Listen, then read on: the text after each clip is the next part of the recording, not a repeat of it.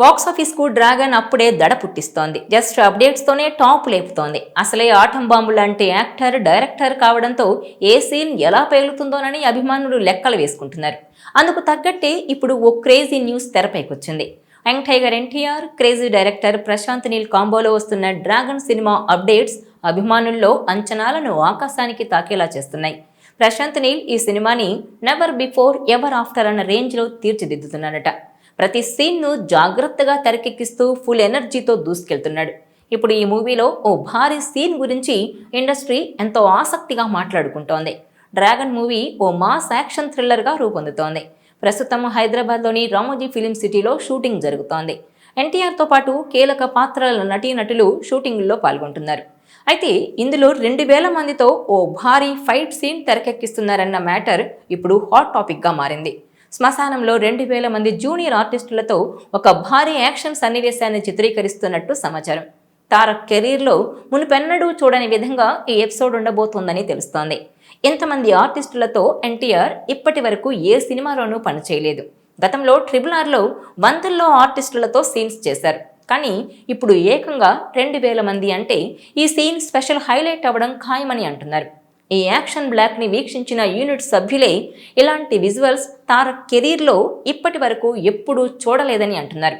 రాత్రి వెలుగుల్లో పొగమంచుతో శ్మశాన వాతావరణంలో తారక్ చేసే ఫైట్ సీన్ గురించి ఓ రేంజ్లోనే వార్తలొస్తున్నాయి.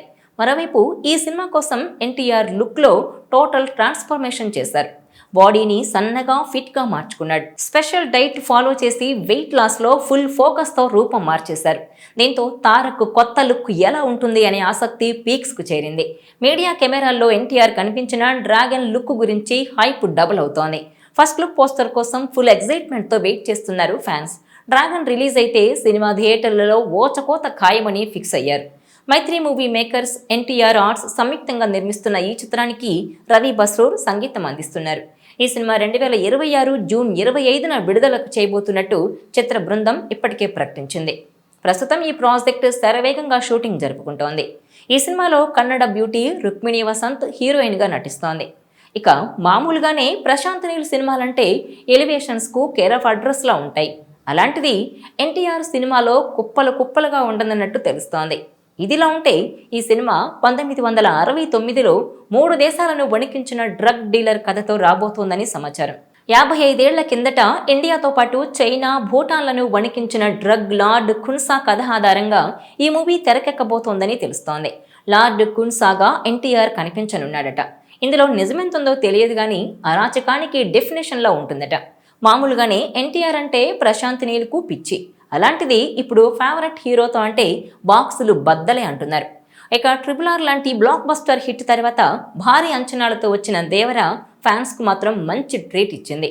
ఈ సినిమాతో తారక్, రాజమౌళి సెంటిమెంట్ను బ్రేక్ చేస్తూ సూపర్ డూపర్ హిట్ కొట్టాడు. ప్రస్తుతం కొరటాల శివ ఈ సినిమా సీక్వెల్ స్క్రిప్ట్ పనుల్లో బిజీగా ఉన్నాడు. సీక్వెల్ పార్ట్ను ఊహించని స్థాయిలో తెరకెక్కించాలని కొరటాల పెన్నుతో యుద్ధం చేస్తున్నట్టు, వణుకు పుట్టించేలా యాక్షన్ సీన్లు రాస్తున్నట్టు ఇన్సైడ్ టాక్. త్వరలోనే ఈ సినిమా పట్టాలెక్కే ఛాన్స్ ఉందని కూడా సమాచారం.